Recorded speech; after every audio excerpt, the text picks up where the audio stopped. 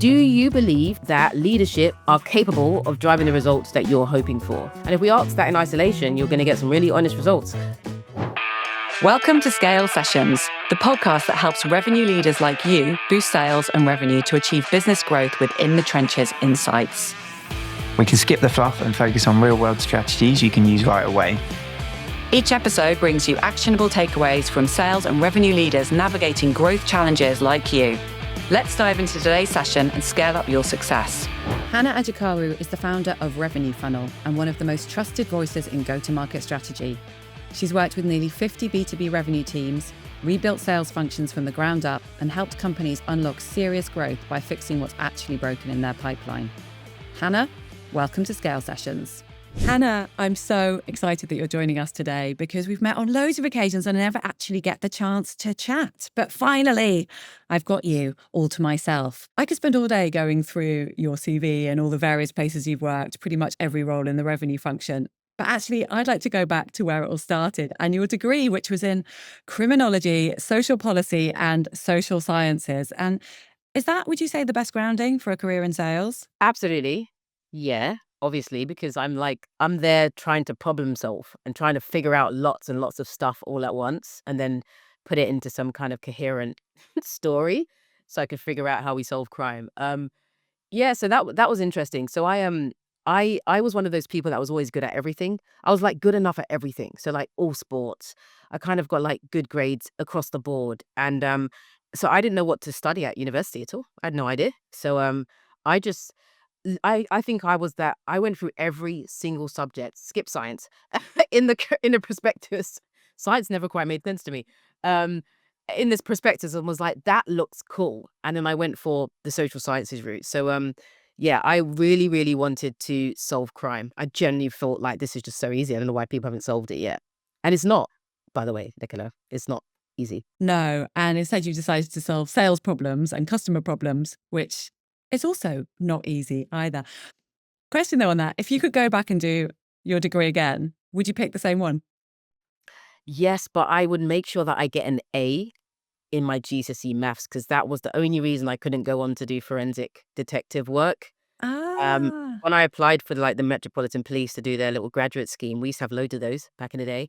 They were like, you didn't get an A at GCSE maths. I was like, what? Like, I got a first class degree. Doesn't that count? No. Exactly. Why back to 16 years old? So throughout your career, you've been a real champion for underrepresented groups, Black Tech Sales Network, Sisters in Sales, many more. Yeah. Do you feel that representation has changed during your time in the industry? Oh, yeah, massively. Like hugely. And I'll jump back a little bit. So I wasn't a massive advocate of representation in sales at all up until I would say I needed to be. I'd say when I started to feel a bit of discontent around my career and where I was at, I started to just look at things like, okay, what's going on and what's happening with those around me. And I think it was probably about 2018 where I actually started selling into the DEI space. And I Oh, was like, interesting. yeah, I was like, oh my gosh, there's like this could have been affecting me, being a black gay female. Well, that probably something in there affected my Yeah. career. I'm not really a one to push blame. I always try to like, what can I control? So I didn't pay any attention to it. And I think from there, I really was like, oh my God, we need to speak more about this. So I became really interested in seeing what else was going on, what are stories of other people. And then I realized that as I started sharing more about my experiences, I started to really connect the dots like, oh my God, that was me. I was that person. I experienced those things. I didn't know it in the moment. So it was a very weird experience for me, actually. So you really only see it when you hear it through others' eyes, because when you're in it, you don't think anything would be different. Yeah, I'm in sales, need to hit target. That's all I cared. I didn't think, oh my God, there's any pressures around me. Then I started to think about little comments that would come out of like leaders' mouths and, oh my God, Hannah, why have you cut your hair? Don't do that. Oh, we can't promote you. Because, we just feel like there's some things that you need to do. And I'm like, what else? I've smashed target. I was, president of this and whatever. And then it's just like, yeah. And then you look back, it's like, okay, that makes sense. I get it. So, yeah, it took me coming out of the situation, looking at myself, just growing up, I guess, just general maturity, getting into leadership and like player coach roles, and then realizing, I see the conversations that happen in these rooms. People are saying the things that people were probably saying about me at that time. So, so that's kind of where it all surfaced out from. So yeah, now a big advocate. I definitely seen changes. Even to the extent of the first change I saw is, oh, you don't have to worry about people having a degree. I was like, thankfully, like, well, that was just not a big freaking deal. So subtle changes over the last 17 years. Yeah, big changes recently. So, being a Black gay woman in tech sales, that must have shaped your lens on leadership. How has your identity influenced the way that you work with go to market functions and the broader leadership team? Yeah, I always find that I've had a really weird, almost slightly privileged experience as that identity, as in like a black gay female. And I say the reason why is because I, for the most part, wouldn't typically conform to the feminine stereotype that you'd associated with like a female leader. I didn't get treated like a female leader or female rep. I was just like, it's just Hannah.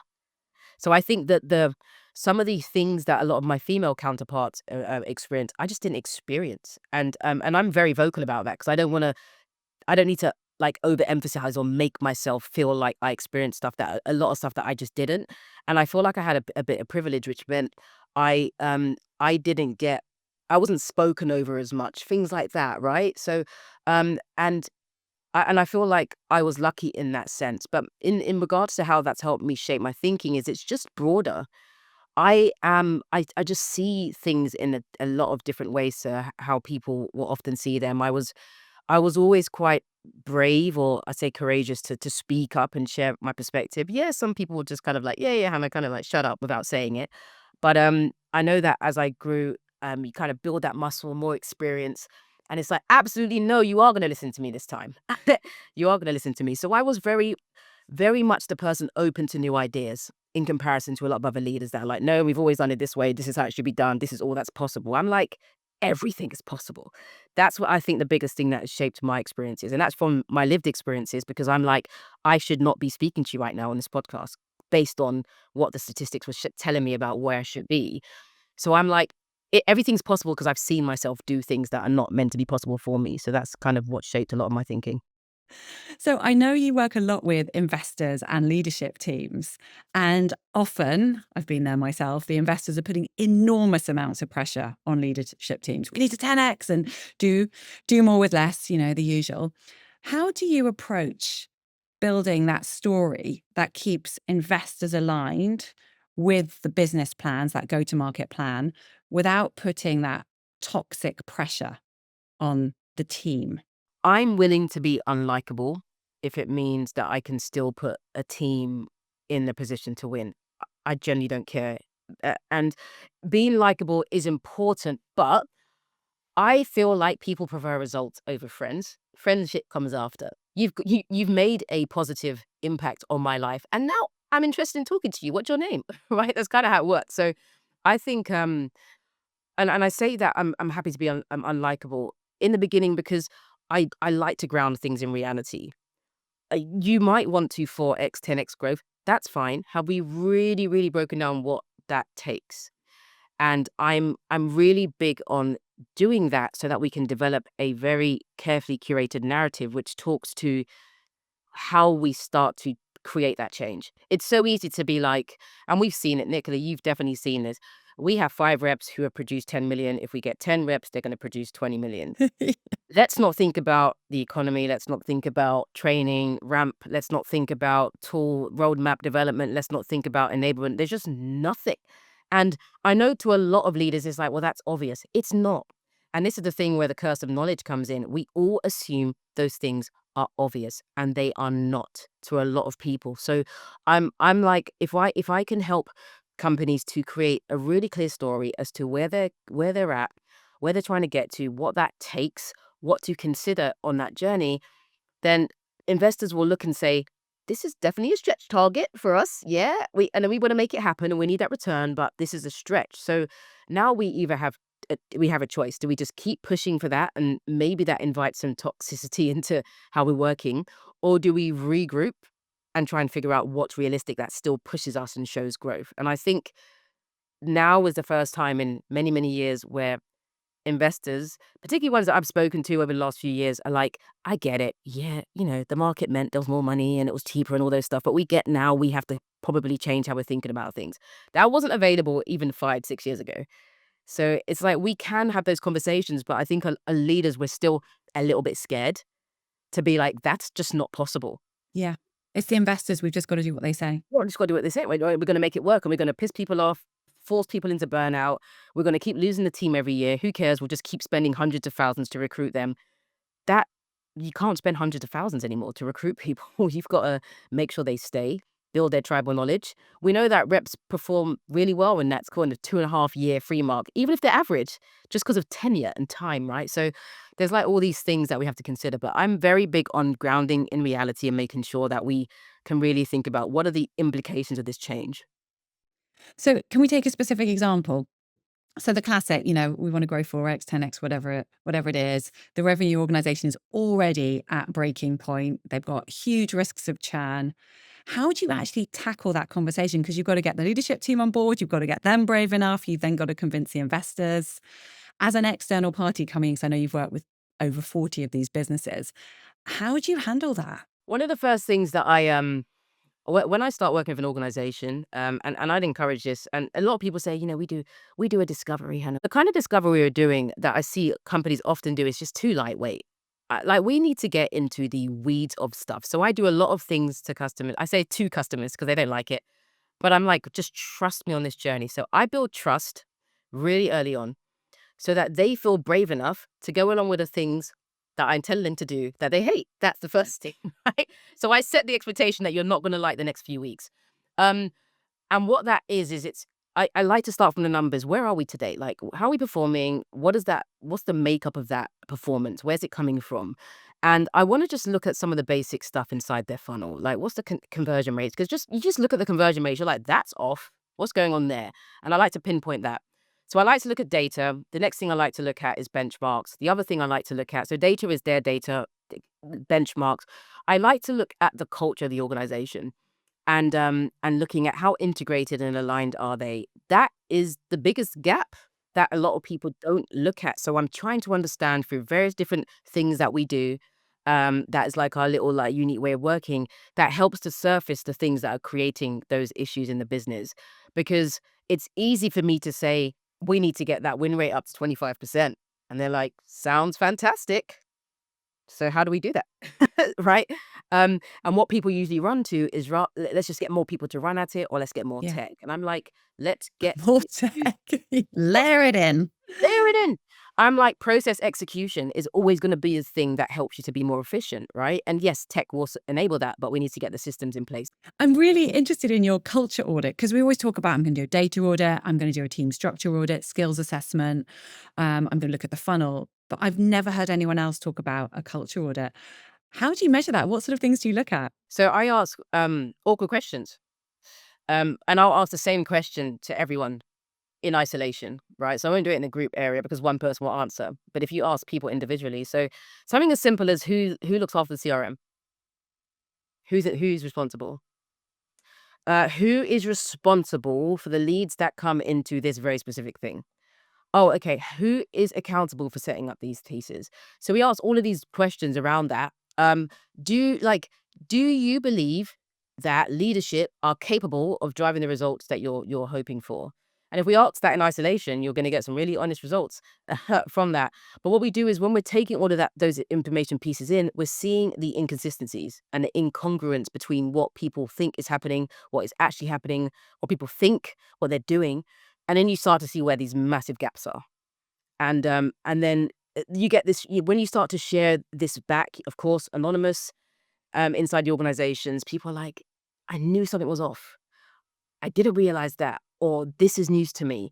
And that's why it's so important to build trust. If you're not building trust as a leader, you don't have to be in a consultant, right? Like as an external party, if you are not building trust with individuals, as I said, it's not really about them liking you and being your friend.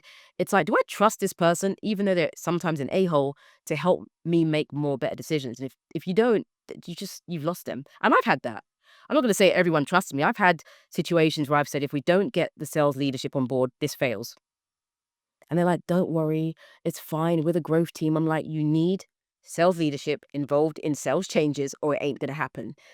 And then they haven't really been bought in, and they've been so anti any more external views and stuff. They're like, can we just get stuff done? And then things just don't happen as planned.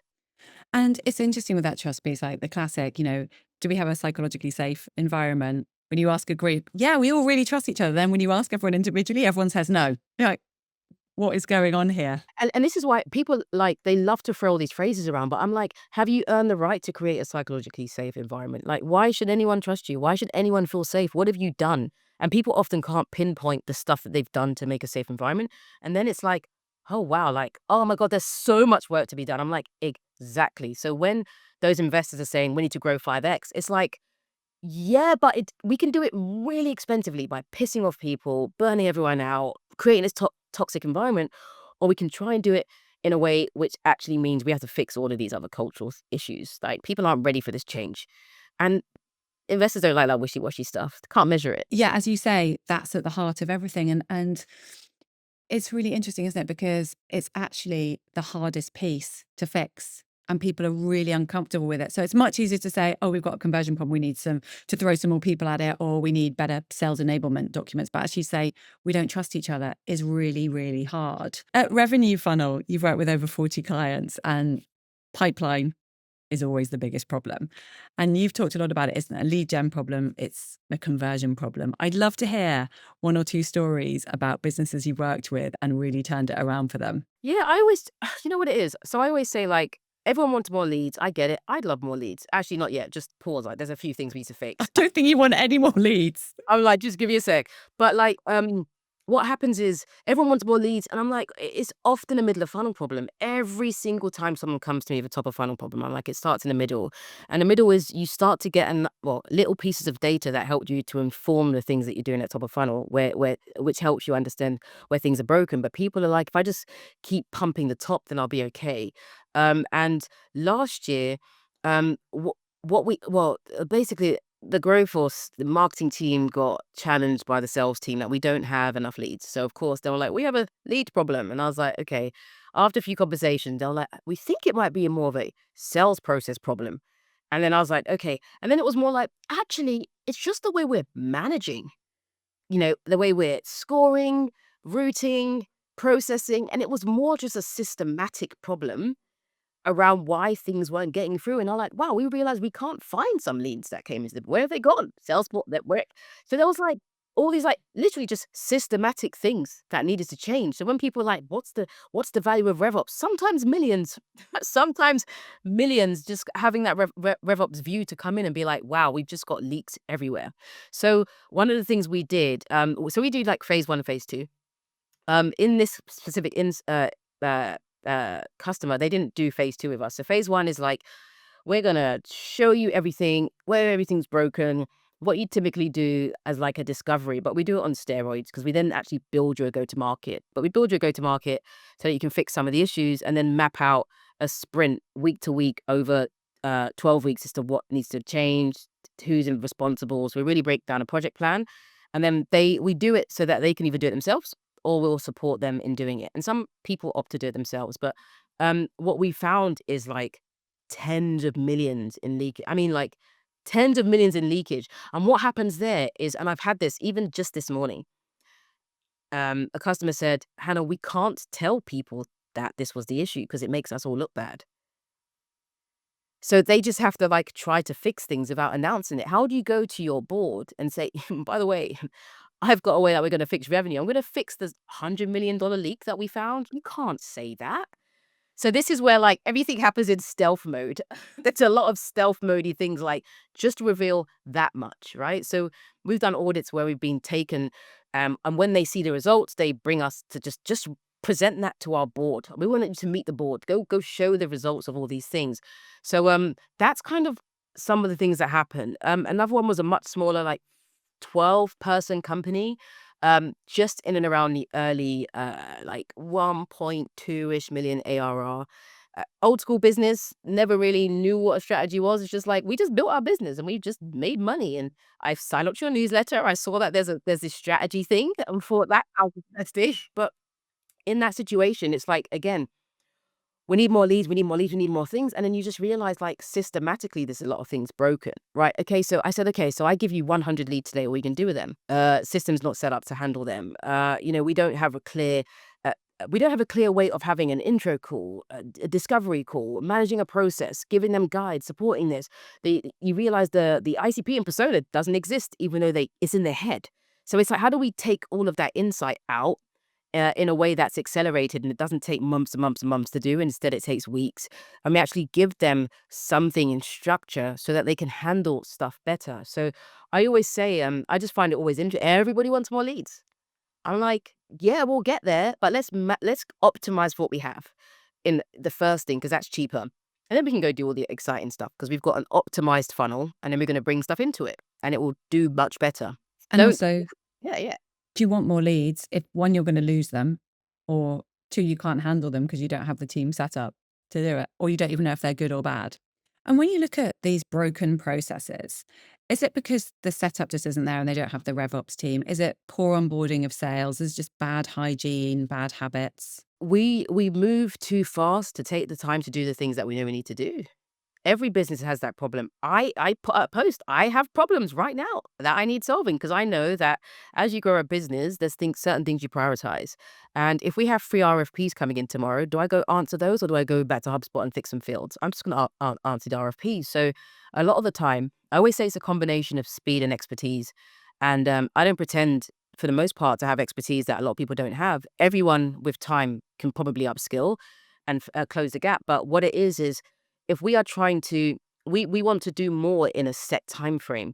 And a lot of companies, I had a customer say, I really wish we started last September, because all of these things would be fixed and we could have gone into the year in a head start. And it's like, well, we're here now. And it's things like that. It's people outgrow their processes and systems.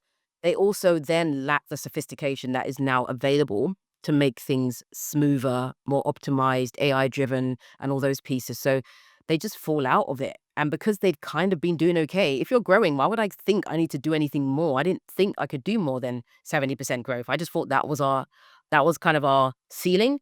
And then they see stuff and they're like, wow, we could have done 200%. Now that they've had that dangled in front of them, it's like we have to go after it. We have to do it. And you said something really interesting there about the whole AI piece, because yes, it can add a huge amount. But I interestingly did a little survey with a group of salespeople recently. There's about 100 people there and everyone was using AI. And I said, how many of you actually are finding it's making you more efficient or productive? 3%. That's so And crazy. obviously there is a level of like learning and curiosity. But how do you get the balance? Because if the fundamentals aren't there and you layer AI on top, it could end up just making it a whole heap worse. I have said this, so I'm guilty. Like, find the things that you do right now that could be sped up and optimized with AI. That's one thing. But the thing is, people are only focused on that. What you should be thinking about is, what can AI allow me to do that I can't do? That I literally can't do, which is, oh my God, I can automate the production of a customized landing page for every prospect in my list. Yes, you can. Do you do it? No. AI can do that. Why would you want to just do the things you've been doing that's going to just get you the same results, kind of? I'd want to do something brand new. And people don't use AI to do things brand new. And that's why they're like, we use it. And like, yeah, I checked my email. Yeah, I've got some conversational intelligence. That's kind of like my favorite use case still. Like, listen to my meetings and tell me what to do next. But people still, like, they'll record the meetings and never go back in to check Yeah, that's me. what was said, the follow-up email. They're like doing everything manually. I'm like, I will follow up with, like, literally last week, Thursday, or maybe the Thursday before, I think I had 12 meetings in a day. I don't even know how that happened. And I literally went back into my Sybil AI and clicked on every meeting and was like, okay, cool. AI email follow-up, AI email follow-up, AI email follow-up, done. I couldn't do it manually. I would have still be getting around to it now. So if you were going to pick 2 or 3 opportunities that AI is giving us, what would you go for? Definitely creating more customized experiences, right? For just to break through the noise. And not stuff which is like, and as I said, like, things work in different markets, but things like, for us, that's tech, selling to tech for the most part. When you have things like, they see a video and their website's in the background, they're like, I've received 12 of those. That there's things that are like gimmicky, hacky, that work for a short amount of time. And I feel like AI allows us to jump out of that and do things that are not so hacky. So I would be trying to curate experiences for my prospects that no one's really doing, right? I will create an AI. If I was a rep now, I'd be learning, how do I create prompts that create 10-second AI videos for my prospects? Because I know no one else ain't doing that. Ain't got the time. So it's like, do the opportunity is that you can do something new and completely obliterate the noise. Because I guarantee, like, no one will do that. So go do it. That's where I Yeah, see the such good opportunity. advice. And I have a very specific question for you because Maddie and me were last week having an interesting discussion about what is the GTM engineer role that keeps coming up? And is that the same as RevOps? And how does it fit in? And is anyone hiring for it? And we had no idea. So I'm going to ask you as I've got you. So my understanding right now of a go-to-market engineer is very much AI-powered workflows, agents. Yeah, AI-powered. So AI workflows, AI applications, AI agents. That's how I see it. You have someone inside that is orchestrating or engineering different processes and systems to help you go faster, go better inside your kind of go-to-market organization. But I saw a really weird post over the weekend where they're like, "Oh, we've got a go-to-market engineer," and they describe them basically as like, was it a sales ops? No, it wasn't even. It was a weird role, and I'm like, that's not what it's kind of defined as. I can't remember. It's annoying, now, but it was like not any of those things. It wasn't anything to do with AI, and I'm like, that's not my understanding of it. It's definitely a very specifically AI. So I have a go-to-market engineer in our ecosystem, only one. That's all they do, and all they do is play about with workflows and tools and build stuff out. Right? What's the new applications? How do we pin them together? How do we leverage it to kind of help things move better and get data in and out? That's what they do. They don't do like non-AI stuff. But I find even with RevOps, you ask 5 different people what RevOps do and they all have a different answer. Yeah, don't So ask me. I have no idea what we do, just stuff. whatever's broken. Now, AI is obviously a huge opportunity, but it's not going to fix all our challenges. What do you think is going to be the biggest hurdles outside of keeping up and leveraging AI for go to market teams in the next 12, 24 months? So it's going to be and this is something that we even face, right? It's like, what tool do I use? Like, what do I use? There's like 8 million. Which one do I use? Which one do I trust? Lots of people making up stories, as we've seen, about client results using their AI tools. So it's really about like, what's the staple applications I should be using? But then, like, what's all of the little ones? What can I be experimenting with? I think that's going to be really tough because you have to figure out what to use. It's also one of the challenges is you need to have a resource that's keeping up to date with stuff. So I was just saying to my marketing person earlier on today, like, I'm so happy that the moment GPT became popular, I dug into it because just seen the progression over 2 years. If I was jumping in now, I wouldn't realize all the things that I couldn't do that now I can do. And then now where my brain's opened up to things that are possible, I feel like I'd be like a couple of years behind.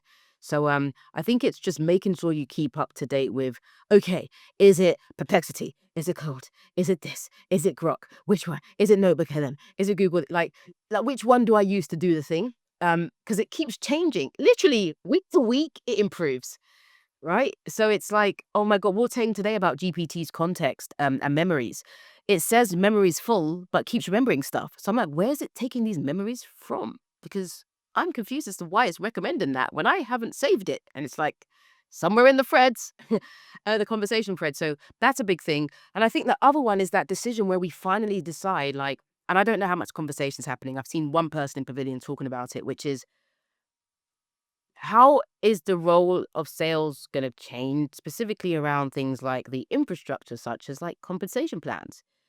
We pay sales to do a particular job. If AI is powering most of their job, what do they pay? Is it the same? Is it percentage? Is it a bonus pot? Like, how does that change?